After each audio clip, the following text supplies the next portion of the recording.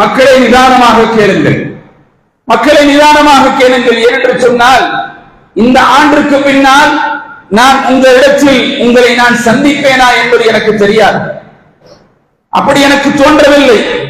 மக்களே, இந்த மாதத்தையும் இந்த நாளையும் இந்த நகரையும், இந்த மாதத்தையும் இந்த நாளையும் இந்த நகரையும் புனிதமாக கருதுவது போல் நீங்கள் உங்களுடைய உயிரையும் பொருளையும் புனிதமாக கருதிக் கொள்ளுங்கள். மானம் என்பது, தன்மானம் என்பதும் கண்ணியம் என்பதும் நாம் பேசுகிறோம். ரசூலுல்லாஹி ஸல்லல்லாஹு அலைஹி வஸல்லம் சொன்னார்களே, புனித கஅபாவை விட மேலான அல்லாஹ் தஆலா திருமறையிலே குறிப்பிடுகின்ற பொழுது, வலில்லாஹில் இஸ்ஸத்தி வலி ரசூலிஹி வலில் முஃமினீன், கண்ணியம் என்பது அல்லாஹ்வுக்குரியது, அல்லாஹ்வுடைய தூதருக்குரியது, மூமினான ஆண் பெண் மக்களுக்குரியது.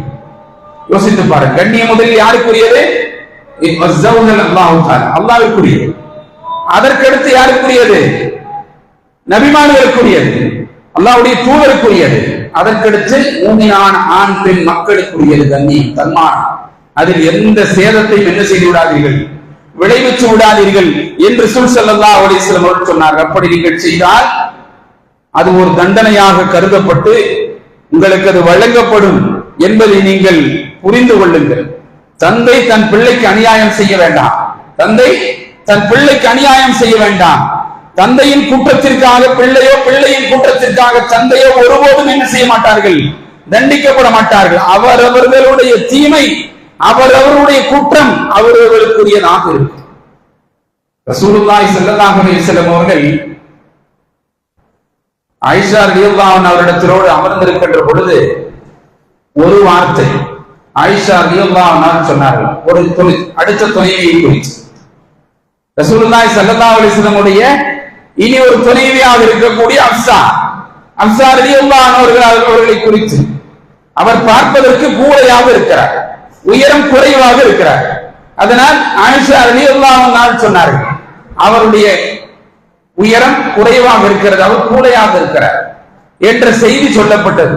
உங்களுடைய பார்வையில், என்னுடைய பார்வையில் பெரிய விஷயம் அல்ல. ஒருவரை பார்த்து ஒரு கூடையாக இருக்கிறார் என்று சொல்வது பெரிய விஷயம் அல்ல. ஆனால் அல்லாஹ்வுடைய தூதர் என்று சொன்னார்கள், அவருடைய கண்ணியத்தில் கை வைக்க வேண்டாம். அல்லாஹ்வுடைய படைப்பது, அல்லாஹ்வுடைய படைப்பில் குற்றம் காணக்கூடாது. நீங்கள் இப்படி சொல்கிறீர்கள், இந்த வார்த்தை இருக்கிறதே, இந்த வார்த்தையை கொண்டு போய் கடலில் கரைத்தால் அந்த கடலும் விஷமாகிவிடும், அந்த கடலும் விஷமாகிவிடும் என்று நபி ஸல்லல்லாஹு அலைஹி வஸல்லம் அவர்கள் சொன்ன செய்தியை பார்க்கிறோம். கண்ணியம் அவ்வளவு முக்கியமானது, பிறருடைய தன்மானம் அவ்வளவு முக்கியமானது. பிறரை இழிவாக பேசுவது என்பது அல்லாஹ்வுடைய பார்வையிலே ஆக மோசமான குற்றம், ஆக மோசமான குற்றம்.